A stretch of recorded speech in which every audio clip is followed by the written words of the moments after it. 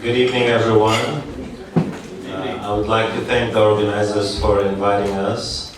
My name is again Sami Mashney. I was born in Ramallah on July 4th.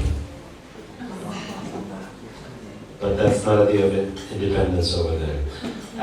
My first awareness of Israel and the Israelis and the Jewish people and the Zionists came in 1967. This was the Six-Day War. I was then 11 years old, and we were hearing that there's war happening, the Israelis are coming, etc. And at that point, my mother is a Jehovah's Witness, so she used to have those books that have pictorials, what happened 2,000 years ago, and the Roman soldiers, they have these mohawk helmets and all this, you know. And I thought this is when they say Israelis and the Jews, I imagined them to be like that. They'd be coming with mohawks, with leather skirts and horses and etc. Then when they showed up, I saw tanks and jeeps and they looked like people like us. So it was an anticlimactic moment for me at that point. I was only 11. About a week later, my father, who used to publish a newspaper in Cuba, Havana, he left before Castro came to power. He brought with him from Cuba all the issues from his newspaper, which was one page Arabic, one page Spanish. And so a week later he tells me, come with me. I'm one of 6 children, the 4th. And I don't know why he chose me. So I went with him to our one of our terraces just below our house in Ramallah. And he started to dig a big hole, a giant hole. And so why are you doing this, Dad? I said, well, you know, I'm afraid the Israelis will come and see the newspaper, what I used to write when I was in Cuba before 1948. I'm afraid things are going to happen to me. So we used to have at home in the garage the stamp for the title of the newspaper. This is before desktop publishing. It was like a metal template. You dip it in ink, then you put it on the paper, and that's how it registers, the title of the newspaper. So, and I used to love that thing. I used to take it, put ink, and stamp it all over everything I saw in our garage. So that day, he dug a big hole. He put all those newspapers on that stamp. He covered it with dirt. And later on, I reflected that I thought my father that day, what he did is like he felt he was burying one of his own children. You know, because I don't know if you guys know what publishing means to publishers. It's just like labor of love. So this is how I got introduced to Israel. Then about 2 weeks later, there was an Israeli jeep. They were going so fast, their jeep fell in one of the terraces, and then the soldiers, they left the jeep and they started coming close to our home. We were all in fear. Luckily, they just turned back and nothing happened. And then I grew up and I started to realize this thing, conflict, religion is at least one of its apparent sources. And this was one of the reasons why I rejected religion as I grew up. Incidentally, it says in the flyer, Muslim voice. I wasn't born Muslim. My father is Catholic, Roman Catholic. My mom is Greek Orthodox. And I refuse to let religion define me. Religion is an inherited trait. And I think intelligent and well-meaning people should define themselves irrespective of their accidental birth, whether they are Jewish, Christian, Muslim, etc. We're all human, we're all one earth. All these differences between us are artificial, they're pathological. I don't think they are healthy. And all people of goodwill should not allow religion to be a divisive force in their life. If they do that, then in my view, they're following devil worship as opposed to following religion. This is where I'm coming from. Now, okay, let's speed up to what's happening today.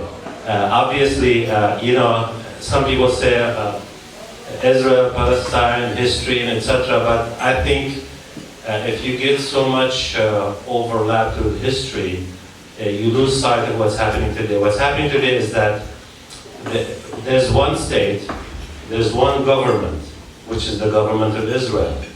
But there are two people.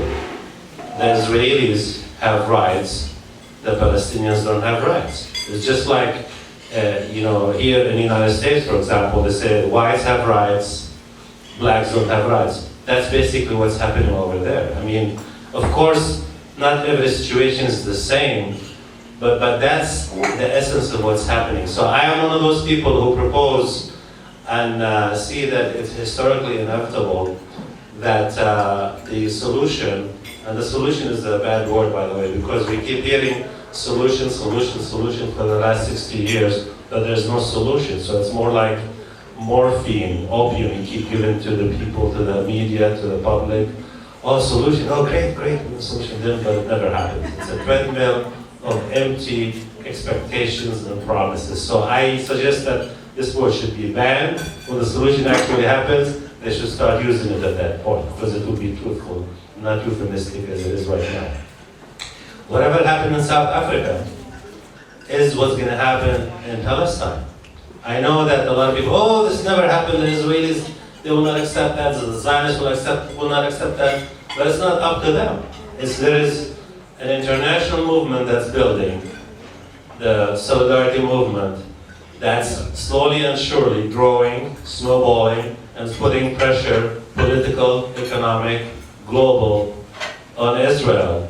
And I'm not saying Israel is a bad word. There are many Israelis that I feel affinity towards them, closer than I feel affinity to an average WASP here in the United States, because I am Semitic, they are Semitic, we're close, our DNA is close, our culture is close. So just because this person happens to be Jewish, I happen to be born Catholic, does not necessarily mean that this person has to be my enemy, my adversary. I deal with this person based on the content of his character, just like Dr. Martin Luther King said, as opposed to what's his religion, what's his nationality. So I look beyond the labels, I try to see the humanity of people.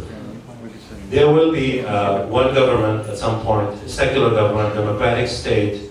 There is a democracy right now, but it's schizophrenic. The democracy is designed to serve the Jews only, but those who are not Jewish, democracy systematically excludes them. Of course, there are token, the Arabs who are stayed there in 1948, they have some rights, but their rights are not equal to the rights of the Israelis, the Jewish Israelis.